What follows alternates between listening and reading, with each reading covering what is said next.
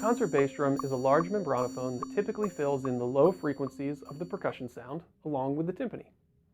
Unlike the timpani, the bass drum is an instrument with indeterminate pitch. Instruments with indeterminate pitch, like the triangle, tambourine, and snare drum, blend well with all sorts of harmonies and do not emanate a clearly discernible pitch when struck. Yes, you can tune a bass drum to a specific pitch, but the audience will typically not hear the bass drum as the tonic or some other scale degree relative to the key of the piece of music. Timpani, on the other hand, are fixed pitch instruments. When properly played, they produce a clear pitch and should be tuned relative to the tonality of the ensemble. All that being said, your bass drum should produce a deep, warm, rich sound that supports the low frequencies of your ensemble, but should not produce a recognizable pitch.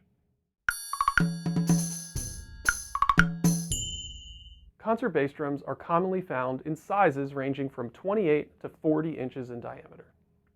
Large bass drums can produce a deeper and louder sound. Depending on the size of your ensemble, I would recommend either a 32 or 36-inch drum.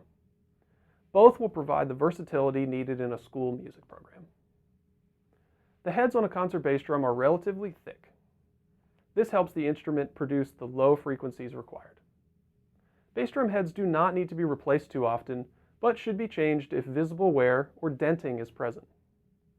The frequency of all head changes depends heavily on use.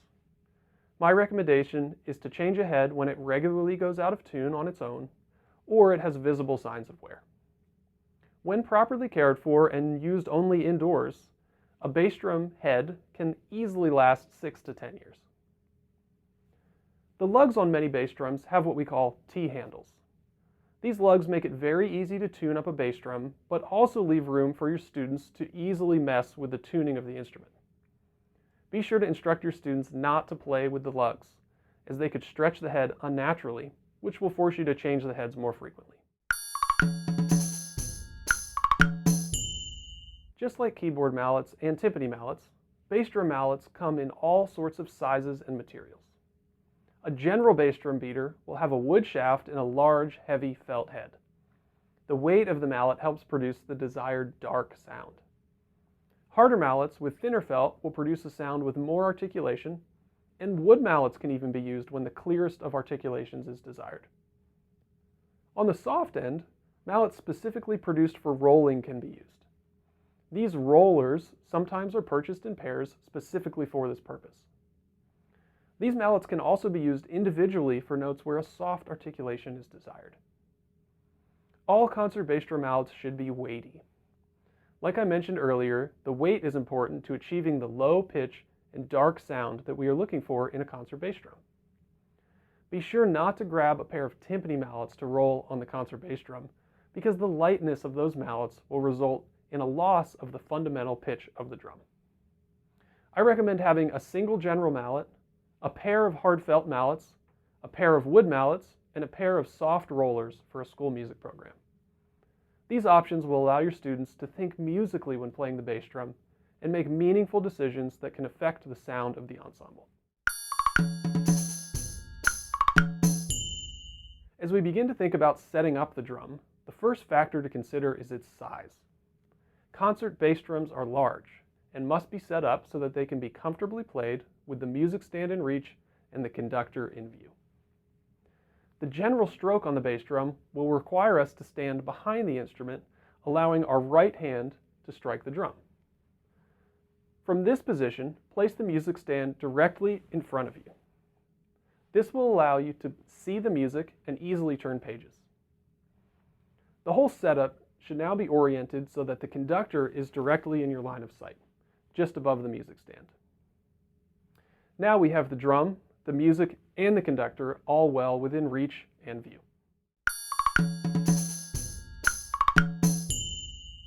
While the grip of the bass drum beater is identical to that of the snare drum stick, the stroke is slightly different. The difference comes from the use of the larger joints in the arm. Think back to the snare drum portion of this course, where I talked about using the shoulder, elbow, wrist, and fingers. Here's a situation where the elbow and the shoulder should take on much of the motion themselves. The fingers will not be used at all, and wrist motion should be kept to a minimum. These modifications again contribute to the weight of the stroke, allowing more of the low, fundamental pitch of the drum to be extracted. Here are some general strokes on the bass drum.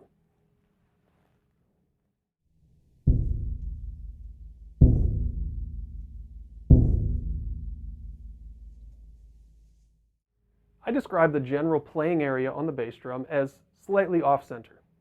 Playing dead center produces a drier sound similar to striking the center of the timpani. If the drier sound is desired, feel free to utilize the direct center of the drum.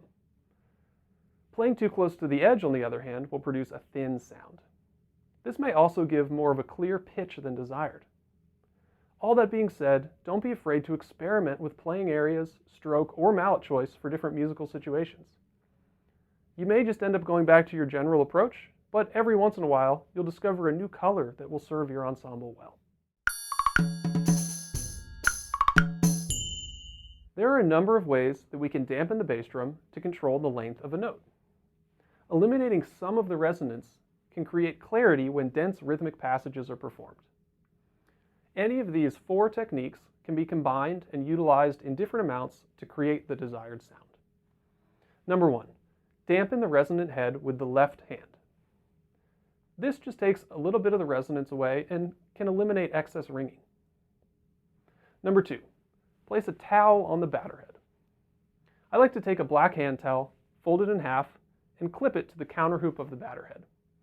This way the towel will not move while playing and can quickly be flipped out of the way if less dampening is desired. Number 3.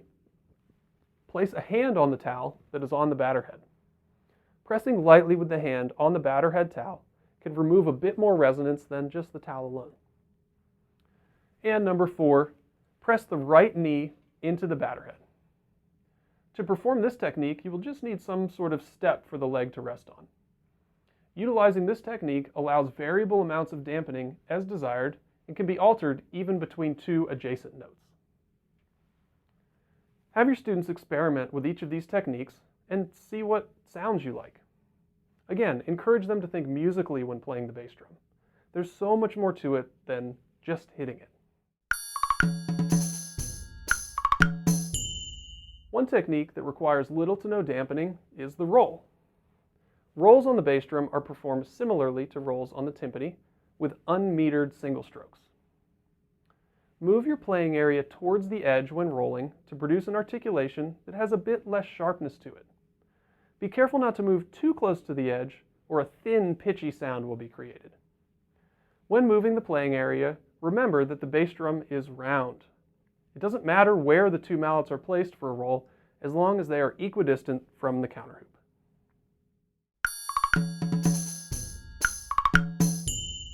As with the tambourine and the triangle, I've included a few short bass drum etudes in the accompanying documents. Start there and see what techniques you can use from this lesson to make music with the bass drum. Have fun and good luck.